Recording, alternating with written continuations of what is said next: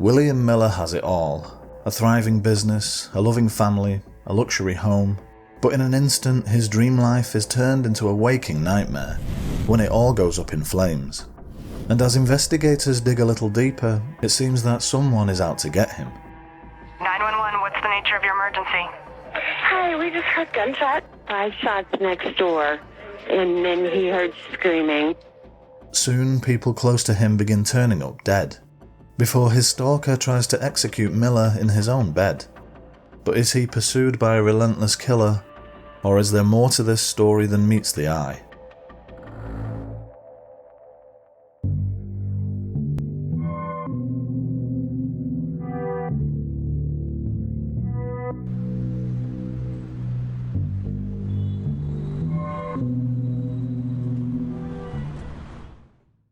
Hello and welcome to the Little Shop of Crime. In store today is a man who's not as smart as he thinks he is, a bungled burglary that completely backfires, and more hitmen than one story should ever need. This is the case of William Craig Miller.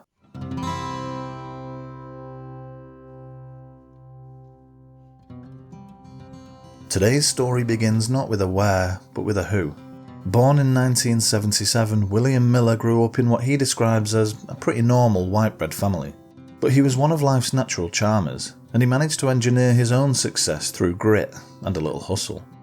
He married the love of his life in 2002, and they moved across the country from DC to Arizona, and life was good there. They became parents to a baby boy, and Miller started a small franchise of PuroClean, a company that specializes in restoring properties after floods or fires. And the business thrived. Miller began to live the high life. The family settled into a $500,000 home in Scottsdale, a desert city known for its upscale resorts and golf courses, a playground for the wealthy. He bought a luxury car and dined at the city's finest restaurants. Everything seemed to be going according to plan. Little did he know, the perfect life he'd built was about to fall apart. After spending his time restoring countless other people's homes in the wake of disaster, Miller's life was seemingly hit by a tragic twist of irony. At 7:30 p.m. in late November of 2005, Scottsdale Fire Department received multiple calls about a fire at his home. The property was devastated. Miller, his wife and son were unharmed, but tragically, one of the family's beloved dogs was killed in the blaze. When trying to determine the source of the fire, it didn't take long for investigators to notice something alarming. There were numerous pour patterns present on surviving patches of carpet, as well as several empty gasoline containers. The fire was no accident, it was arson, and what appeared to be a failed attempt on Miller's life. Detectives were left asking who would try to hurt this man and his family. Was this another classic case of jealousy? 4 days later, one woman contacted them out of the blue with everything they needed to know. Tammy Lovell spent most of her childhood in Virginia and was apparently a rambunctious kid, did things her own way. But she was really close with her family and she grew into an extrovert with a ton of friends. At just 16, she married and went on to have 4 children. But the marriage broke down and she was divorced in 2003. She struggled as a single mother. In early 2005, it was time for a fresh start, and she and her 2 youngest children moved near to her sister in Mesa, Arizona. And she soon met Stephen Duffy in the spring of that same year. He was a military veteran who served in the Navy right out of school. He and Tammy were said to be perfect for one another. By all accounts, he was a good man, one of 6 siblings, the responsible one, and he was great with Tammy's kids. Tammy, Cassie, who was 15, and 10-year-old Jacob soon moved into Stephen's apartment, along with his little brother Shane, and the following summer was filled with barbecues and hikes as the Lovells and Duffys grew closer. By late August, Stephen had even managed to get Tammy a job at PuroClean. He'd helped William Miller launch the business. He was a valued employee and a really good friend. But Tammy had picked a hell of a time to join a restoration company. Katrina screams ashore as a Category 4, submerging entire neighborhoods and leaving a massive path of destruction. Now, damage assessments begin to pour in. Downgraded but still dangerous, Katrina's latest projections. The monster hurricane slams U.S. It was late August 2005 that Hurricane Katrina wrought devastation upon the Gulf Coast, causing roughly $125 billion in property damage. It was all hands on deck for PuroClean. It was hard work, and Tammy and Stephen were away from Arizona for a while, But Tammy didn't mind. She loved her work, using her hands, helping to rebuild people's homes, helping them begin again. Plus, the longer she was out of the offices, the longer she was away from her boss. It's no secret that she wasn't William Miller's biggest fan. He made her feel uncomfortable. And when everything settled after Katrina, tensions ran high back at the company offices. Miller spent weeks chasing payments and trying to figure out who still owed them money. By November, he owed Tammy and Stephen $10,000 in unpaid wages. And so William called Stephen with a proposal, one that would help him get his money. An insurance scam. Well, proposal isn't quite the right word. It was more of an ultimatum. You want your money? This is what you have to do. And so the two men poured gasoline throughout Miller's property and set it alight. William Miller stood to make a lot of money from the destruction of his own home, $440,000 to be precise. He claimed that his brand new TV, gun collection and other valuables had been stolen by the arsonist, but in reality they were safely tucked away in storage. A couple of days after the fire, Stephen broke down and confessed everything to Tammy. She was stunned. It was completely out of character for him. He'd never been in trouble with the law before, not even a traffic ticket. But he'd been pressured by Miller and they desperately needed the money. But now he couldn't cope with what he'd done and what might happen next. The guilt consumed him, changed him, and Tammy was confronted with an impossible choice. Watch the man she loved unravel, or take matters into her own hands. On November 30th, 2005, she contacted Scottsdale Police Department, claiming that Miller had set fire to his own home as part of an insurance scam, and that he'd recruited her boyfriend. And so began a fresh arson investigation. Stephen Duffy was hauled in for questioning. Investigators reminded him of his military oaths, his duty to do what was right. And with that, he cracked. He confessed everything. He even told them where to find the storage unit hiding Miller's belongings. Stephen was charged with arson, but they asked for his help. In order to nail William Miller, they needed hard evidence. And so they had Stephen call his boss while they listened in. But Miller carefully dodged anything incriminating. They tried again, with Tammy, and somehow she got him to talk. On December 1st, 2005, 1 week after the fire, police apprehended Miller as he pulled into Puro Clean's offices. He was charged with arson, fraud and endangerment. Investigators began looking into his past. He'd spent 9 months in a New York prison for grand larceny back in 1996. Not only that, but he'd claimed on home insurance before. Twice. One of his houses burned down because of what he claimed to be a defective microwave, and another caught fire due to an alleged faulty basement light. Nonetheless, Miller was a man of means and was able to post bail quickly. Pending an investigation, he was a free man. It was no secret that Miller had always made Tammy feel uncomfortable at work. She wasn't the only one. He was a volatile man, unpredictable at the best of times. And now the couple were state witnesses against Miller, they had a real reason to fear him. By all accounts, he was enraged. Thankfully, they'd just moved into an upscale, secure, gated community in Mesa. But even then, they were fearful of their former boss. They kept guns by their beds and refused to go out without carrying. They were worried their lives might be in danger.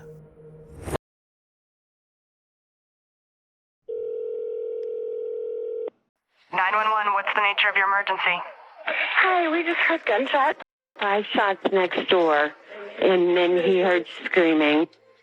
Emergency responders received 3 911 calls in quick succession. Several neighbours reported hearing multiple gunshots and screams coming from the Duffy home. Police arrived within 2 minutes. It was so quick they were certain the shooter would still be inside. Officers attempted contact through phone calls and a PA system, but no one answered, so they called in a SWAT team. Inside, they found chaos. Stephen Duffy's body was discovered first, lying at the top of the stairs. He'd been shot in the hand, chest, and twice in the face. Stephen's 18-year-old brother Shane was then found lying in his bed with a single gunshot wound to his head. 15-year-old Cassandra was found next. She'd been dragged from her bed and was discovered on the floor nearby. She'd been shot in the head and chest. Tammy was found on the floor of 10-year-old Jacob's bedroom. One investigator described the scene in there as so horrific it's one he'll never be able to forget. Tammy had been shot 3 times in her head in front of her son.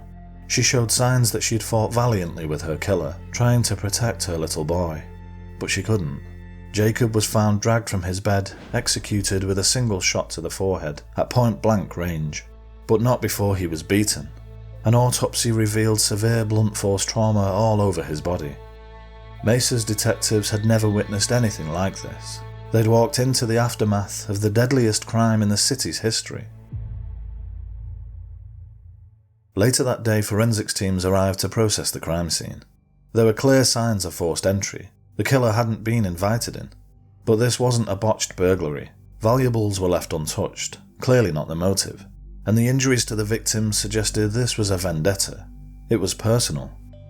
Initially, it appeared that 2 types of gun had been used in the slayings. The scene was littered with 40 and 22 caliber shell casings.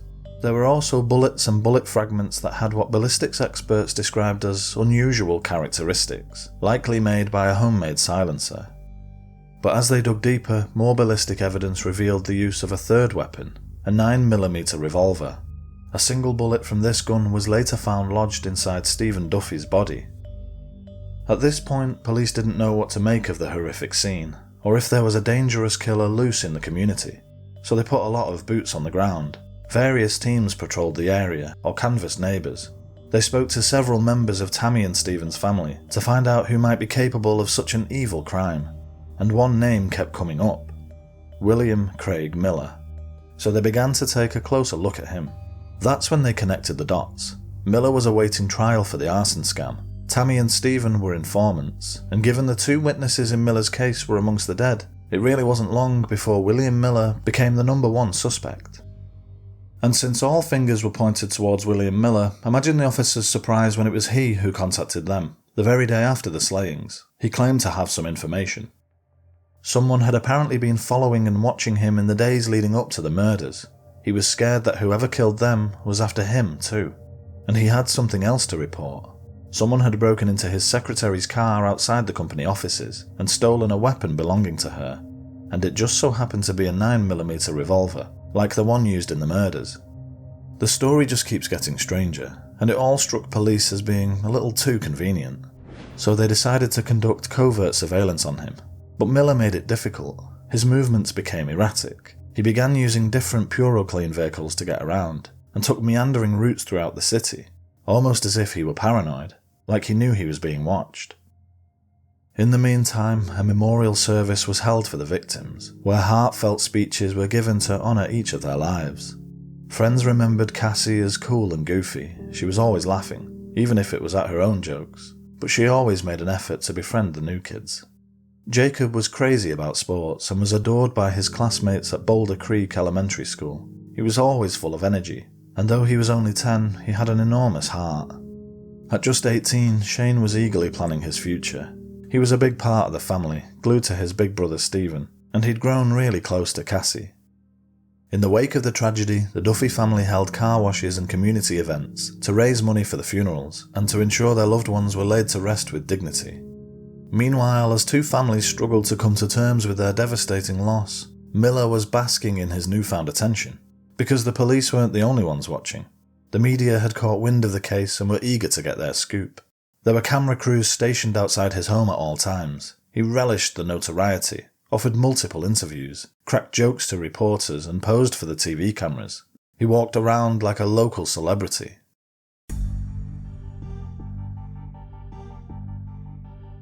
While Miller was reveling in his newfound fame, detectives turned their attention to his secretary's missing 9mm revolver. They discovered it had been purchased on February 13th, just 8 days before the murders. Investigators paid a visit to the gun store, where the employee who made the sale recalled that the secretary hadn't been alone. She was accompanied by a man. The employee was shown a photographic lineup and, without hesitation, pointed to William Miller. 6 days after the murders, William Miller once again reached out to police. This time he was reporting a burglary at his rented home. He claimed to have come back at 1:30 AM to find the place ransacked, the kitchen sink left running and water damage across the floor. Not only that, but the intruder had also fired a gun through his bedroom window, hitting his bed. Oh no, maybe the person who killed the family of 5 had tried to kill him too. No, you're not buying that, are you? And neither were the police. Not just because Miller was a terrible liar, but because what he didn't know was he was still under surveillance. The night of this supposed burglary, an officer had seen him wandering around the neighbourhood with a flashlight. before walking straight up to the surveillance car and asking the driver if he was a cop. Obviously, the cop said, "No, I'm just visiting someone," at 3:30 in the morning, and Miller believed him. It was clear the investigation was closing in, and this was his desperate attempt to throw detectives off, turning himself into a victim. But the plan backfired spectacularly, because it gave police an immediate excuse to search his home. Inside, they found bullets consistent with those from the crime scene, and ballistics experts confirmed that at least one shot fired in his home came from the same 9mm revolver used in the murders. Oh, and that's not all. They also recovered a weapon that actually belonged to Stephen Duffy. So just to put that into perspective, this guy staged a break-in, thus inviting police to have a good look around his property, which contained evidence directly linking him to the crimes. He was never destined to be nominated for any criminal mastermind awards, was he? The evidence against Miller was piling up, but the elusive 9mm revolver was still nowhere to be found. Detectives spoke to a number of Miller's employees, and it turned out he'd been quite the blabbermouth. He'd told several people he blamed Stephen for the arson indictment and wanted both him and Tammy dead. Not only that, but he'd actually tried to recruit at least 4 different people as hitmen, offering large sums of money to kill the couple. One employee told investigators that Miller had recently used a grinder to cut up a firearm. He then allegedly scattered the pieces throughout Paradise Valley Mall. Searching the mall was an enormous task, but it paid off when they looked inside this rocky water feature within the food court. Tucked away was a strange chunk of metal. Forensics experts confirmed it was consistent with a 9mm revolver. 8 days after the murders, detectives were still watching Miller around the clock. It led them to a friend of his, who was brought into Mesa police station for a chat. It turned out he'd been at Miller's home the evening before the murders. He recalled seeing 2 firearms on the kitchen counter. One of them was a .22 caliber pistol, fitted with a homemade silencer. This caught the attention of the detectives. Remember, some of the bullet fragments at the crime scene had distinct tool marks left by a makeshift suppressor. At one point, Miller demonstrated the weapon. He fired a single round in his backyard and said, "Look, I can fire a weapon here in my backyard and nobody knows about it." They got another search warrant for Miller's home that day. In the yard was a single .22 caliber shell casing.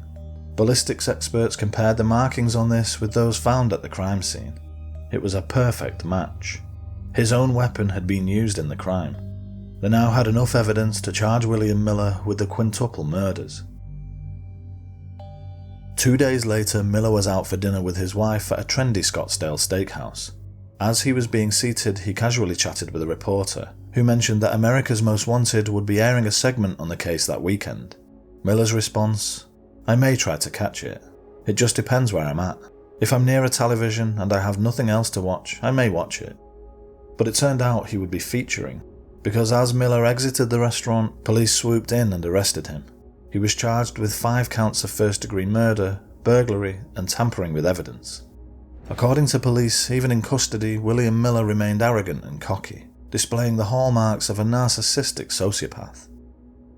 After his arrest, Miller maintained his innocence, but eventually he caved and confessed to one murder, Stephen Duffy. He claimed to have paid an accomplice $20,000 to help, but this man was a loose cannon and ended up shooting the other 4. Miller insisted he only intended to scare Stephen, and nobody was meant to die. Obviously, this story was met with skepticism, and he conveniently refused to divulge the name of this accomplice, who'd apparently long since fled to the East Coast. It took a long time for the trial to begin, more than 5 years, but first there was the matter of the arson charge to resolve.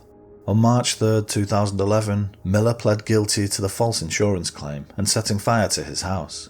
He was given a 16-year prison sentence and ordered to pay $501,000 in restitution fees. Precisely 5 months later, on August 3, 2011, Miller was back in the dock. After initially agreeing to plead guilty, he fired his attorney and decided to represent himself at trial. But he soon found he was completely out of his depth and was assigned a new lawyer. Jurors heard testimonies from dozens of witnesses, as well as ballistics experts who proved Miller killed all 5 people. The 4 men he solicited to kill the family all testified against him. One man was offered $50,000 to kill Tammy and Stephen, and an additional $50,000 if he killed the rest of the family. Another man was paid $2,500 up front, along with a plane ticket. To each, Miller suggested various elaborate ways to dispose of the bodies and conceal the evidence. He'd really spent a disturbing amount of time thinking about it, before he got impatient and took matters into his own hands. The prosecution was seeking the death penalty, but his defense pled for leniency. They said that he suffered from bipolar disorder, had a troubled childhood, and found it difficult to control his impulses. I can already hear all of your eyes collectively rolling. And that seemed to be all they had. It almost sounds like the defense just gave up. They called no witnesses, and Miller didn't even bother turning up for most of the trial, not even the verdict. So it'll probably come as no surprise, but it took the jury less than 6 hours to deliberate. William Craig Miller was found guilty on all 5 counts of first-degree murder, 1 count of first-degree burglary, and 4 counts of solicitation of first-degree murder. Throughout the investigation and trial, William Miller failed to show a shred of remorse, and in September 2011 he was given a death sentence for each of the 5 murders. He's out of appeals and sits in isolation on death row to this day. And that's the story of William Craig Miller, another totally senseless crime. 5 lives lost and countless grieving family members just because one man couldn't take responsibility for his own actions. What a pathetic narcissist. Thank you so much for popping in and lending me your eyeballs, I really appreciate it. If you found this video informative, a like would mean a lot, and don't forget to subscribe so you don't miss the next one. Until then, take care.